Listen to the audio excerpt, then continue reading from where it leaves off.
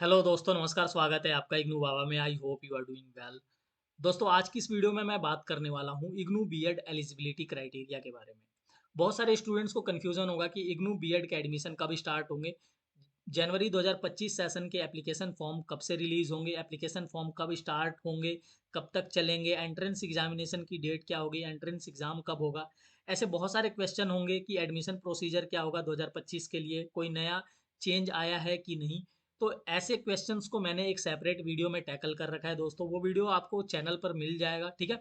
आप ओपन करके देखिएगा, टॉप पर ही आपको मिलेगा, ठीक है। देखिए, मैंने ये वीडियो अपलोड की है 4 वीक पहले, जिसमें मैंने एडमिशन प्रोसीजर के बारे में मैंने बता रखा है कि और एप्लीकेशन फॉर्म कब आएगा ये भी मैंने इसमें बहुत ही अच्छे से एक्सप्लेन कर रखा है। दोनों वीडियो में 9 मिनट की और 6 मिनट की वीडियो है, तो एक बार आप इन वीडियो को देख लीजिए। इस वीडियो में मैं एक्सक्लूसिवली डिस्कस करने वाला हूँ इग्नू बीएड एलिजिबिलिटी क्राइटेरिया के बारे में, ठीक है। क्योंकि बहुत सारे स्टूडेंट्स को कंफ्यूजन रहता है कि इग्नू बीएड का एलिजिबिलिटी क्राइटेरिया क्या है। बहुत सारी वीडियो मिलेंगी जिसमें लोगों ने एक्सप्लेन कर रखा है, लेकिन इग्नू बीएड एलिजिबिलिटी क्राइटेरिया में कुछ ऐसे हार्ड वर्ड हैं, जैसे कि मतलब in service teacher, elementary education teacher, ठीक है। ऐसे वर्ड से स्टूडेंट्स को कंफ्यूजन क्रिएट हो जाता है। तो आज के इस वीडियो में मैं बहुत ही अच्छे से एक्सप्लेन करने वाला हूँ इन सभी वर्ड्स के बारे में। तो वीडियो को एंड तक देखिएगा, स्किप मत कीजिएगा। पूरा वीडियो देखेंगे आपको क्लियर हो जाएगा कि इग्नू बीएड एलिजिबिलिटी क्राइटेरिया क्या है। बहुत सारे स्टूडेंट्स अप्लाई कर देते हैं, बाद में उनको पता चलता है कि वो एलिजिबल है ही नहीं। तो चलिए शुरू करते हैं। सबसे पहले दोस्तों, मैं इग्नू बीएड के बारे में थोड़ा बात कर लेता हूँ। जैसे कि ये कोर्स जो है वो ओडीएल मोड में है, ओपन डिस्टेंस लर्निंग मोड में। ये उनके लिए है जो इग्नू बीएड के बारे में पहली बार वीडियो देख रहे हैं। वैसे तो इंडिया में बहुत सारी यूनिवर्सिटीज़ हैं, स्टेट यूनिवर्सिटीज़ हैं। उत्तर प्रदेश में है, मध्य प्रदेश में, राजस्थान में भी है, ठीक है। दूसरे स्टेट्स में भी है, कर्नाटका में भी है, और मतलब तेलंगाना वगैरह में भी, जो कि ओडीएल मोड में बीएड का कोर्स प्रोवाइड करती हैं, ठीक है। लेकिन उनके साथ प्रॉब्लम ये है दोस्तों कि उनका जो ड्यूरेशन होता है वो एक्सटेंड हो जाता है। लेकिन इग्नू में एक फिक्स टाइमिंग है कि आपकी बीएड 2 साल में कंप्लीट होगी, मतलब होगी, दैट्स इट। उसमें कोई चेंज नहीं आने वाला है। 2 साल से ज़्यादा आपको टाइम नहीं लगेगा। लेकिन अदर स्टेट यूनिवर्सिटीज़ में 2 साल के बदले 3 साल, 4 साल हो जाता है। या इसीलिए इग्नू बीएड जो है वो सबके लिए अट्रैक्टिव है। और दूसरी बात, ये ओडीएल मोड में है, जैसा कि हमने शुरुआत में बात की, ओपन डिस्टेंस लर्निंग। आपको कहीं जाने की ज़रूरत नहीं है। कुछ बेसिक इसके कंपोनेंट्स हैं, वो आपको मतलब उनको पूरा करने के लिए, जैसे इंटर्नशिप हो गया, प्रैक्टिकल हो गया, उनको कंप्लीट करने के लिए आपको विजिट करना पड़ेगा। अदरवाइज एग्ज़ाम, इंटर्नशिप और क्या कहते हैं कि मतलब प्रैक्टिकल, इन तीन कंपोनेंट के अलावा आपको कहीं जाने की ज़रूरत नहीं है। घर बैठे आपको डिग्री मिल जाएगी, अगर आपने पढ़ाई करके अपने एग्ज़ाम को पास कर लिया तो। तो अब हम बात करते हैं इग्नू बीएड के एलिजिबिलिटी क्राइटेरिया के ऊपर। आप देख सकते हैं, आपके सामने एक पीडीएफ ओपन है, जिसमें मतलब यहाँ पर 2 सेक्शन बने हुए हैं, section A, section section B, ठीक है। इन दोनों ही सेक्शन के मतलब जो टर्म्स एंड कंडीशंस हैं वो फुलफिल करना होता है स्टूडेंट्स को, अगर वो इग्नू बीएड में अप्लाई करना चाहते हैं। ये जो आपको मतलब इंफॉर्मेशन दी जा रही है, ये इग्नू बीएड के ऑफिशियल वेबसाइट से, ऑफिशियल एलिजिबिलिटी क्राइटेरिया के पीडीएफ से दिया जा रहा है, ठीक है। तो आपको टेंशन लेने की बिल्कुल भी ज़रूरत नहीं है कि इसमें कुछ मतलब कुछ मिस्टेक होगा, ठीक है। तो अब मैं सबसे पहले बात करता हूँ पॉइंट ए के बारे में। इसमें लिखा हुआ है at least 50% marks either in bachelor degree and और in the masters degree in science, social science, commerce, humanity.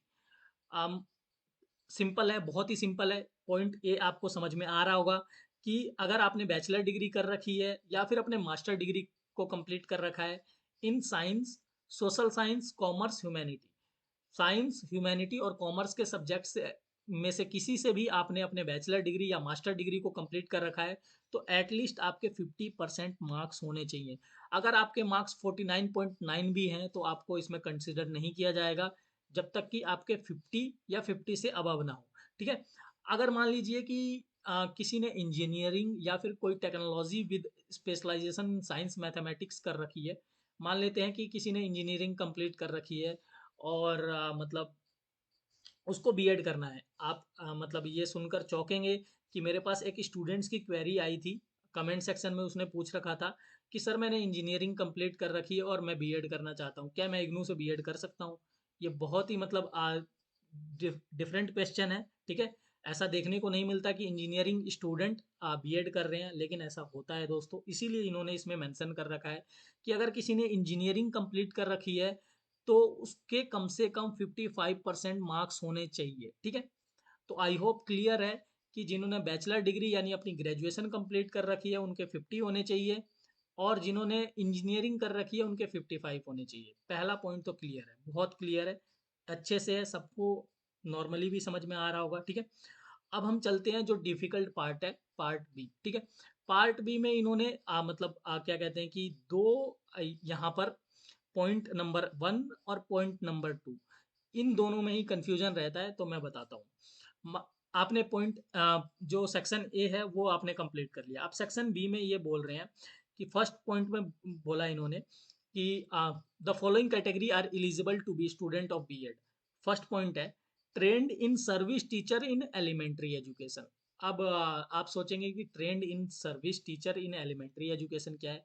तो दोस्तों एलिमेंट्री एजुकेशन जो होता है वो नर्सरी से लेके 5वीं तक के बच्चों को जो पढ़ाया जाता है, ये जो नर्सरी से लेकर 5वीं तक का जो मतलब ग्रेड है ना, ये एलिमेंट्री एजुकेशन होता है। 5th क्लास तक एलिमेंट्री एजुकेशन कहते हैं, ठीक है। और ट्रेंड इन सर्विस टीचर का मतलब है कि आपने अपने एजुकेशन डिप्लोमा को कंप्लीट कर रखा है, आप टीचर बन चुके हैं और आप पढ़ा रहे हैं। इन सर्विस यानी पढ़ा रहे हैं, ट्रेंड मीन्स आपने अपने एजुकेशन डिप्लोमा को कंप्लीट कर रखा है। आई होप आपको क्लियर होगा। नीचे इन्होंने इग्नू वालों ने भी बता रखा है कि ट्रेंड इन सर्विस टीचर क्या है, मैं आपको दिखा देता हूँ। देखिए इधर आप इन्होंने मतलब बता रखा है कि ट्रेंड इन सर्विस टीचर क्या है, आप देख सकते हैं यहाँ पर पॉइंट नंबर डी में लिखा हुआ है इन सर्विस टीचर क्या है। एच पर एज पर एनसीटी, एनसीटी क्या है, national council for teacher education, जो कि जितने भी एजुकेशन की डिग्री है हमारे देश में उसको गवर्न करती है। तो trained in service teacher in elementary education होना चाहिए आपके पास, यानी कि आपने अपने बीएड मतलब एजुकेशन डिप्लोमा को कंप्लीट कर रखा है, आप किसी स्कूल में एलिमेंट्री एजुकेशन प्रोवाइड कर रहे हैं as a teacher. Second point में है candidate who have completed a NCTE recognized teacher education programme through face to face mode. अब देखिए जिन स्टूडेंट्स ने अपने डीएलएड को यानी एजुकेशन डिप्लोमा को, एजुकेशन डिप्लोमा, डीएलएड एक टाइप का एजुकेशन डिप्लोमा है, डीएलएड जैसे और भी कोर्सेज हैं एजुकेशन डिप्लोमा के, तो हम यहाँ पर एग्जांपल के लिए डीएलएड लेकर चलेंगे, ठीक है, एज ए एजुकेशन डिप्लोमा। तो जिन स्टूडेंट्स ने अपने डीएलएड को ओपन से कर रखा है दोस्तों, तो वो अप्लाई नहीं कर सकते, वो भूल जाइए इग्नू बीएड के बारे में, क्लियर बता रहा हूँ। बहुत सारे स्टूडेंट्स आते हैं पूछते हैं कि मैंने ओपन से डीएलएड कर रखा है, क्या मैं अप्लाई कर सकता हूँ, कर सकती हूँ। तो क्लियर आंसर है नहीं।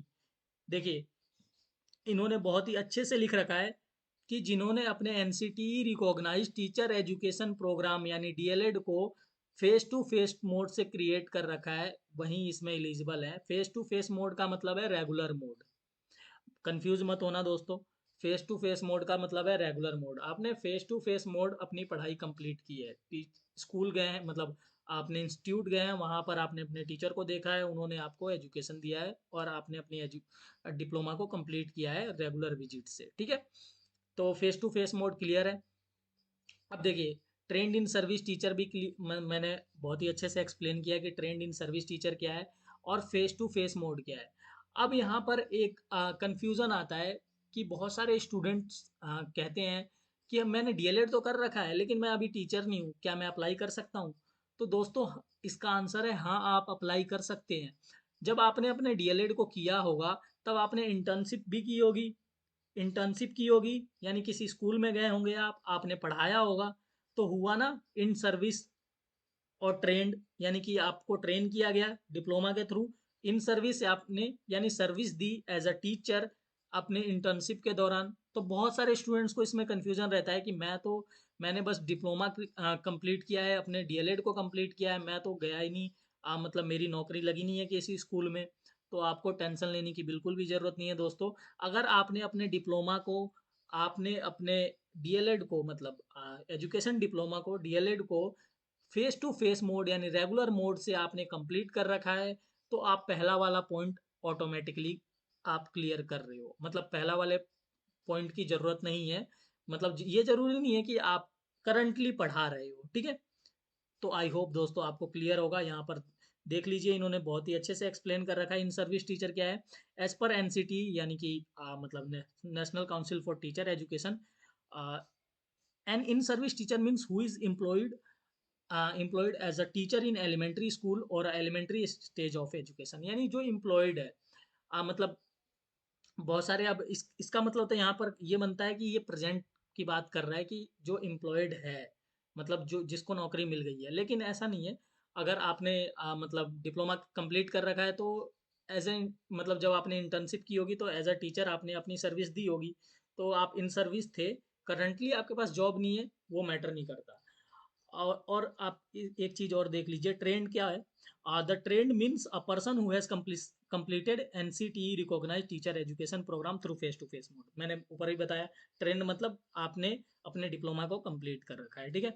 अब यहाँ पर इन्होंने देखिए इस पॉइंट में, पॉइंट नंबर ई में बता रखा है कि diploma in elementary education, diploma in education through open distance learning ODL और any other teacher education programme completed through ODL will not be considered as a teacher education program for admission to B.Ed ODL।